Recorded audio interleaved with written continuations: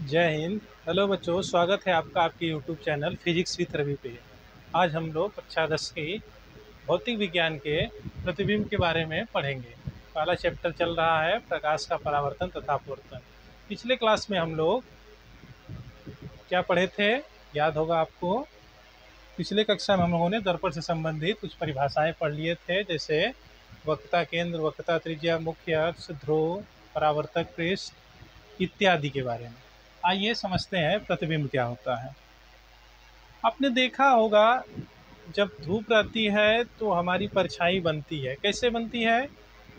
वस्तु से प्रकाश किरणें चलती हैं और चलकर किसी पॉइंट पर मिलती हैं। जहाँ पर मिलती है वहीं पर उस वस्तु का प्रतिबिंब बनता है। तो लिख लेंगे परिभाषा इसकी। प्रतिबिंब क्या होगा? वस्तु से चलने वाली किरणें वस्तु से चलने वाली किरणें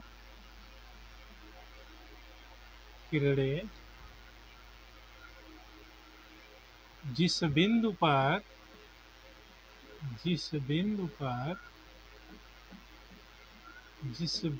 पर जाकर मिलती हैं अथवा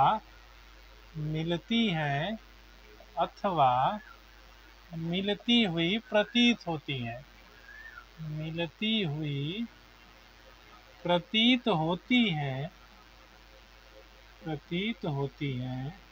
उसे उस बिंदु का प्रतिबिंब कहते हैं। यानी बिंदु वस्तु से चलने वाली किरणें जहां पर जाकर मिलती हैं अथवा मिलती हुई प्रतीत होती हैं, उस बिंदु को, पहले बिंदु का हम लोग प्रतिबिंब कहते हैं।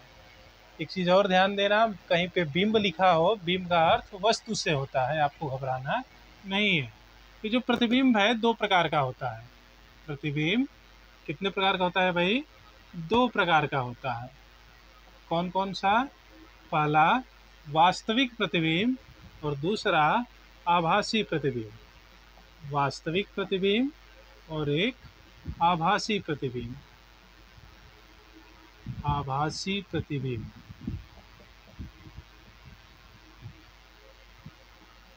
रियल इमेज और इमेजिनरी इमेज। वास्तविक प्रतिबिंब क्या होगा? जब किरणें वास्तव में मिलेंगी तो वास्तविक प्रतिबिंब। आभासी में क्या होगा? किरणें मिलेंगी नहीं, मिलती हुई प्रतीत होंगी। वास्तविक प्रतिबिंब में हमेशा प्रतिबिंब उल्टा बनता है। लिख लेंगे, किरणें वास्तव में मिलती हैं। इसमें क्या होगा? किरणें मिलती हुई प्रतीत होती हैं। इसमें जो प्रतिबिंब होगा वो वास्तविक होगा और उल्टा होगा। इसका जो प्रतिबिंब है, वास्तविक प्रतिबिंब, हमेशा दर्पण के सामने होगा। कहाँ होगा? दर्पण के सामने। आभासी प्रतिबिंब हमेशा सीधा होगा और हमेशा दर्पण के पीछे होगा। तो ये हो गया वास्तविक प्रतिबिंब और आभासी प्रतिबिंब। अब हम लोग दर्पण की चिन्ह परिपाटी को भी थोड़ा बहुत समझ लेते हैं। आइए देखते हैं।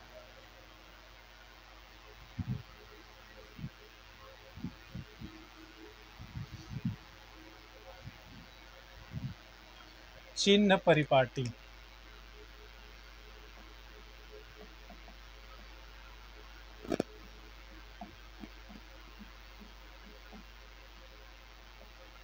आप लोग गणित में निर्देशांक ज्यामिति पढ़े होंगे।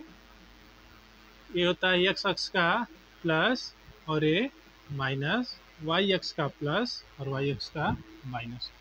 ये मूल बिंदु होता है 0 0। इसके इधर है प्लस में, इधर माइनस में। y अक्ष का ऊपर प्लस में और नीचे माइनस में। इसी प्रकार दर्पण में भी चलता है। कैसे समझते हैं? ये फिगर बना देते हैं। ये कौन सा दर्पण है? अवतल दर्पण है, क्योंकि इसका परावर्तक पृष्ठ दबा हुआ है। इसका ध्रुव होगा और ये इसका मुख्य अक्ष होगा,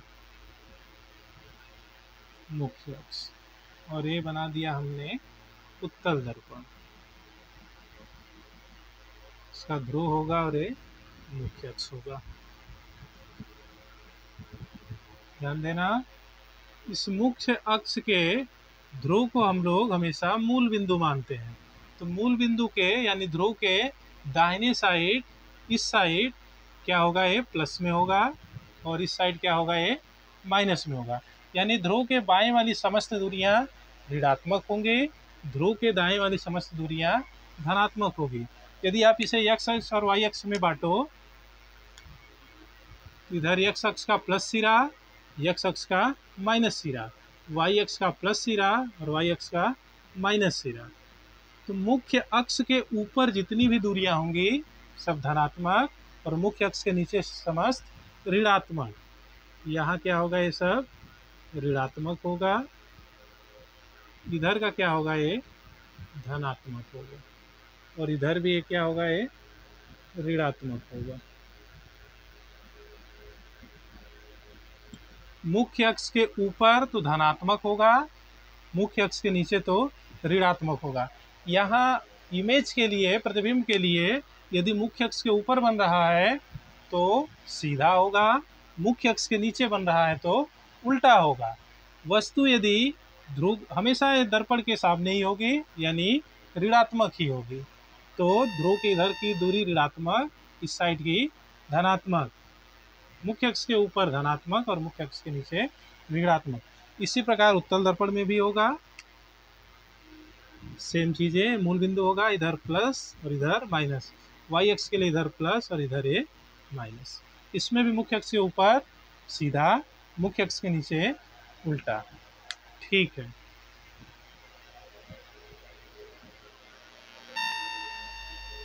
अब हम लोग दर्पण द्वारा प्रतिबिंब खींचने के नियम जान लेते हैं। दर्पण द्वारा प्रतिबिंब खींचने के नियम। प्रतिबिंब खींचने के नियम। प्रतिबिंब खींचने के नियम। दर्पण के द्वारा प्रतिबिंब खींचने के कुल मुख्य रूप से 3 नियम है। कहीं कहीं 5 नियम बता देता है, लेकिन मुख्य रूप से 3 ही नियम है। तीनों को हम लोग समझ लेते हैं। पहला नियम है, दर्पण के मुख्य अक्ष के समांतर चलने वाली किरणें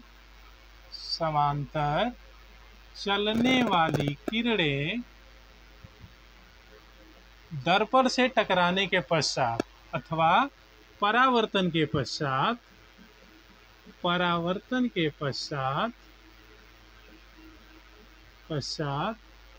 फोकस से होकर जाती हैं। दर्पण के फोकस से होकर जाती हैं अथवा फोकस से आती हुई प्रतीत होती है, अथवा फोकस से आती हुई प्रतीत होती हैं। इसका हम लोग फिगर बना लेंगे।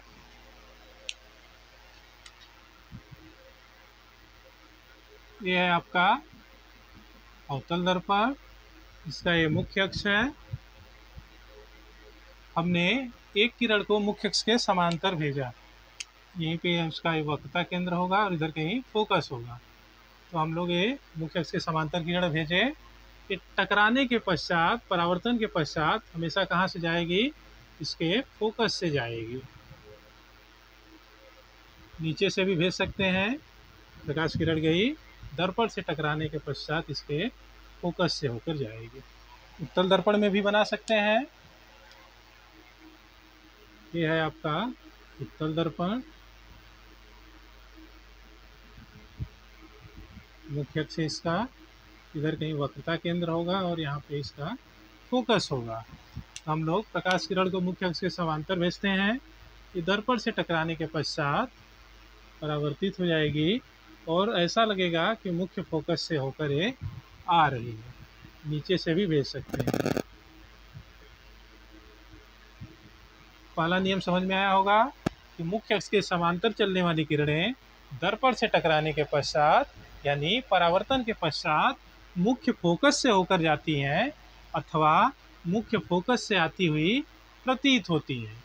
दूसरा नियम दर्पण के मुख्य फोकस से होकर जाने वाली दर्पण के मुख्य फोकस से होकर जाने वाली अथवा मुख्य फोकस से आती हुई प्रतीत होने वाली अथवा फोकस से आती हुई प्रतीत होने वाली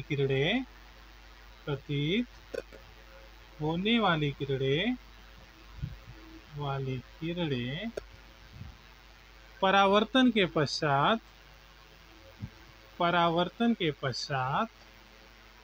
मुख्य अक्ष के समांतर हो जाती हैं। मुख्य अक्ष के समांतर हो जाती हैं। इसे भी हम लोग फिगर के माध्यम से समझ लेंगे। इसे मान लीजिए आपका अवतल दर्पण है और इसका ये मुख्य अक्ष है, इसका वक्रता केंद्र और ये फोकस है। नियम कह रहा है कि जो भी किरण दर्पण के मुख्य फोकस से जाएगी वो परावर्तन के पश्चात मुख्य अक्ष के समानांतर हो जाएगी। नीचे से भी भेज सकते हैं। तो परावर्तन के पश्चात मुख्य अक्ष के समानांतर हो जाएगी।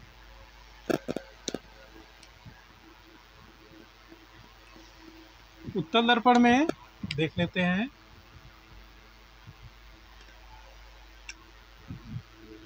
ये है आपका उत्तल दर्पण, इसका ये मुख्य अक्ष है।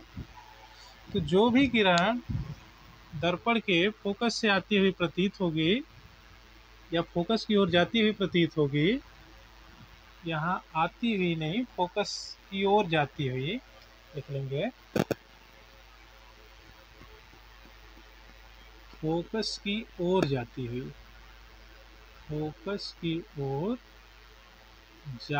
हुई प्रतीत, सही कर लेंगे। जो भी किरण फोकस की ओर जाती हुई प्रतीत होगी परावर्तन के पश्चात मुख्य अक्ष के समानांतर हो जाएगी। नीचे से भी जो फोकस की ओर जाती हुई प्रतीत होगी परावर्तन के पश्चात मुख्य अक्ष के समानांतर हो जाएगी। तीसरा नियम जान लेते हैं। तीसरा नियम ये कहता है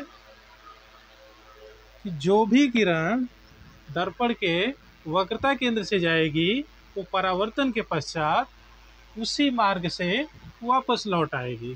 तो लिख लेंगे दर्पण के वक्रता केंद्र से जाने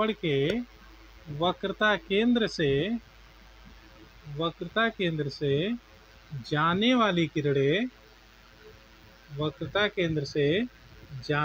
किरणें अथवा वक्रता केंद्र की ओर जाने वाली किरणें परावर्तन के पश्चात उसी मार्ग से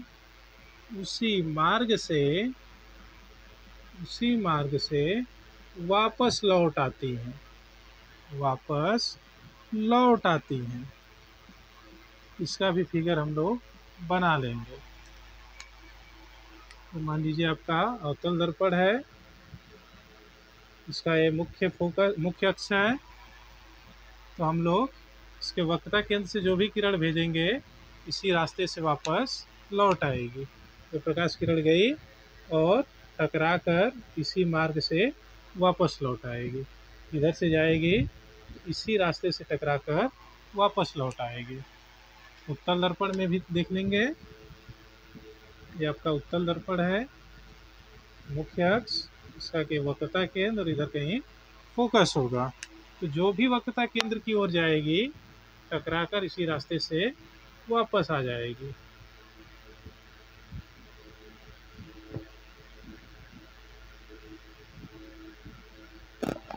इसका ये आपका वक्रता केंद्र। इस प्रकार हम लोगों ने प्रतिबिंब खींचने के नियम सीख लिए हैं। 3 नियम है, तीनों को याद रखेंगे। अगले कक्षा में हम लोग अवतल दर्पण द्वारा प्रतिबिंब खींचेंगे। कुल 6 स्थिति में होता है, 6 स्थितियों को पहले जानेंगे, उसके बाद प्रतिबिंब खींचेंगे। वीडियो को ज़्यादा से ज़्यादा लाइक करें, शेयर करें, सब्सक्राइब करें। धन्यवाद।